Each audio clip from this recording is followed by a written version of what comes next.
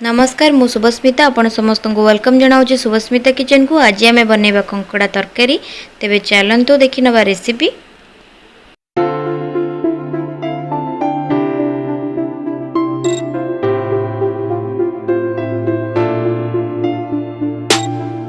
कंकड़ा तरकारी पे मुठी दुईटा बड़ कंकड़ा मुठी नदी कंकड़ा नहीं। आपण कौन सी भी कंकड़ा आपण पसंदर नहीं पारिबे। फाइनली चॉप करी 2 रु 3 बड़ पियाज को काटी रखी। तेल टमाटो को चॉप कर रखी। मुझे सोरिष तेल यूज करी। एठी मो मसला पेस्ट बनैबा पई पियाज सुखिला लंका 4टी, 1 टेबल स्पून जीरा, अदा 8 रु 10 कोला रसुण। एठी मो बड़ खंड करके किछि आलू को चॉप कर रखी। मुझे 2टी आलू को चॉप कर रखी। आपण आपको लंबा स्लाइस करि परिबे। मुझे बड़ बड़ करी काटी। एठी मु गरम मसला, लंका गुंड, धनिया गुंड, किछि दालचीनी, गुजराती एवं लौंग्स नहीं। आउ एठी स्वाद अनुसार लुण। तेबे चलंतु बनैबा कंकड़ा तरकारी बा क्रैब करी। कंकड़ा को एठी मु सिजेबा पई रखी देथिली गोटे पात्र रे। देखि पारुथ्वे कंकड़ा बे भल भाव रे सिजी गलानी। आकु आमे गोटे प्लेट को एबे काढ़ी नबा। कंकड़ा बॉयल करबा बहुत सहज।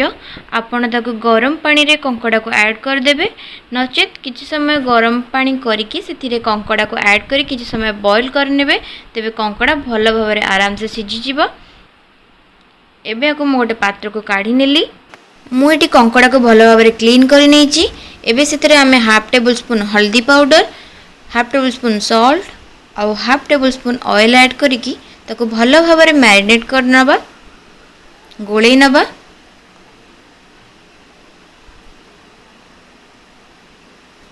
एबे हम मैरिनेट कर नेली। कड़ाई एटी गरम हो गलानी। सेथिरे मुठी सोरिष तेल 4 रु 5 टेबल स्पून बड़ चामच रे नेबे। मुठी छोट चामच रे नै थिबारु 8 रु 10 चामच नै छी।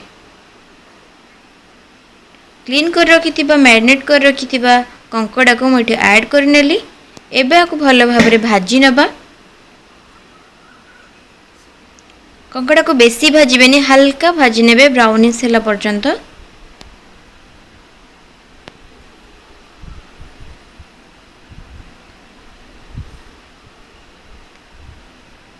देखि पारुथ्वे कंकड़ा बे भाजी हे गलानी। एबे ताको गोटे प्लेट को काढी नबा।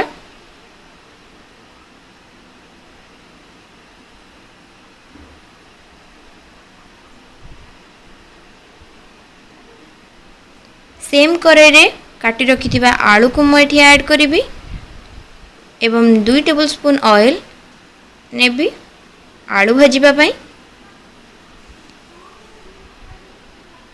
एबे आलू सब को भल भाव रे भाजी नबा गोल्डन ब्राउन हेबा पर्यंत।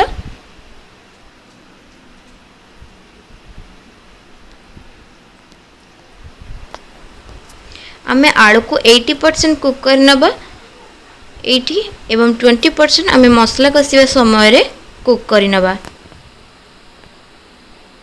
एबे ताकु लिड कवर करी किछ समय छाडी दबा। एबे लिड ओपन करी देखिबा आलू केते परसेंट हेइची।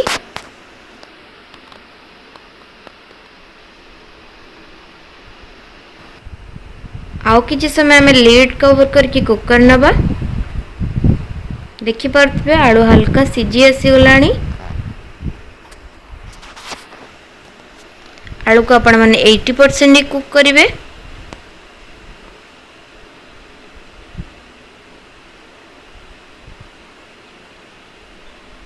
एबे हमर आलू हे गलानी। गोटे बाउल को पे मु काढी नेबी।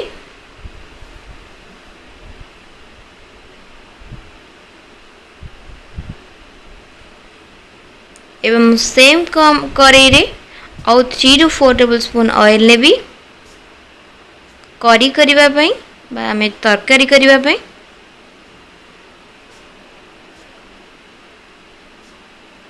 मु एठी सोरिष तेल यूज करची। आपण चाहिले को भी तेल यूज करि परिबे आपण को पसंद रो।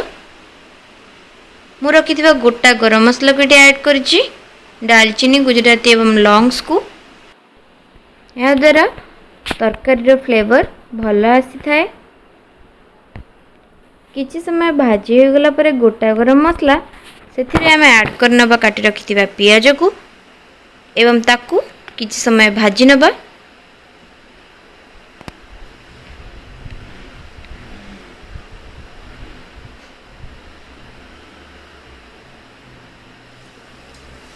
एटी मु कलर आसीबा पई टिके हल्दी ऐड करछि, पिंच ऑफ हल्दी।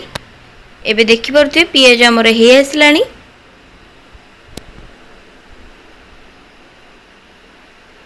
एबे हमें पेस्ट कर रखिथिबा मसला को एठी ऐड करिबा।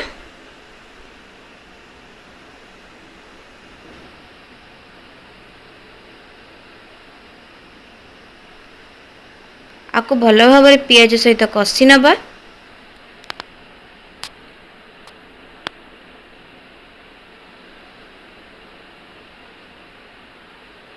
लीड कवर करी आको 2 मिनिट को खबा पई छाडी दबा।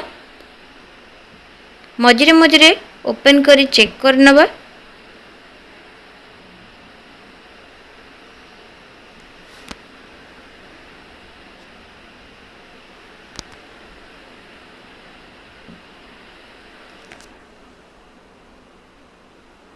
भल भाबरे मसला को पियाज सहित कसी नबा।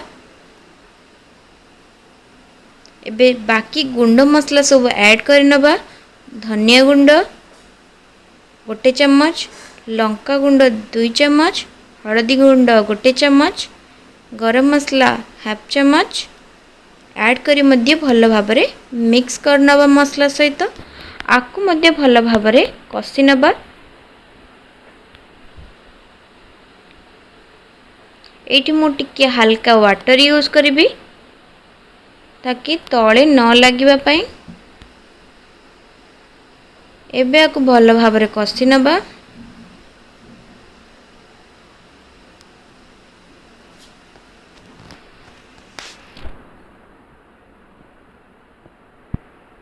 मझिरे मझिरे हल्का हल्का पानी ऐड करुथिबे।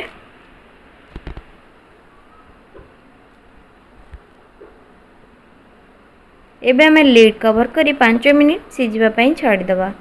एबे देखि परथे मसला हमर पूरा पूरी रेडी हो जाइछि। सेतरे गोटे काटी रखिथिबा टमाटो को ऐड कर नबा आ ताको भल भाबरे कसी नबा। मु एटी हल्का पानी मध्ये यूज करबी टमाटो सिझिबा पई।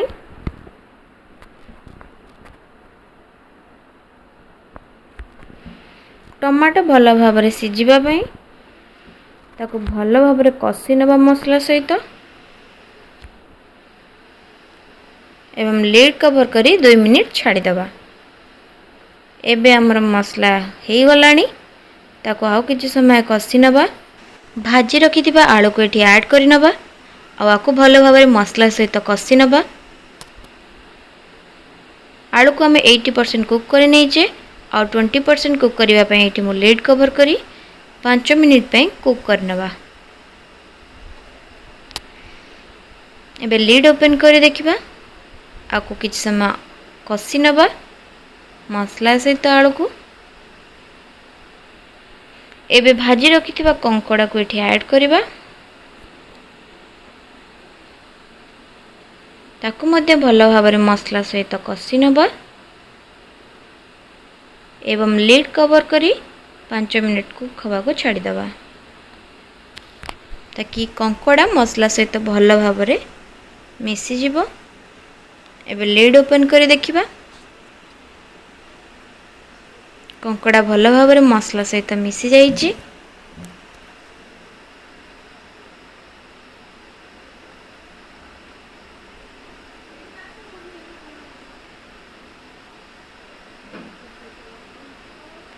एबे एठी हमें आउ 2 मिनिट लीड कवर करी छाड़ीबा। एबे आको भल भाबरे कसी नबा। किछि समय कसी सारिबा परे आमे पानी ऐड करिबा।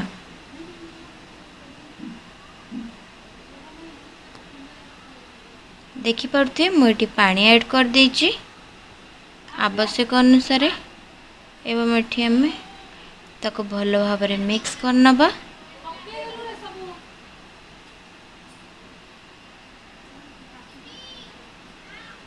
एबे एठी हमें स्वाद अनुसार लूण ऐड करियो। स्वाद अनुसार लूण ऐड करनेले एबे आको भल भाव में मिक्स करनबा।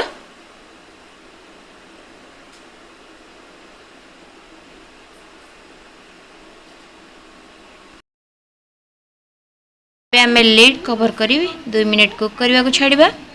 एबे हम रेडी है गरम गरम कंकड़ा झोल। तेबे चलतु सर्व करनबा। देखिपे डिलीशियस कंकड़ा झोल निश्चिंत ट्राई करंतु आपण घरे।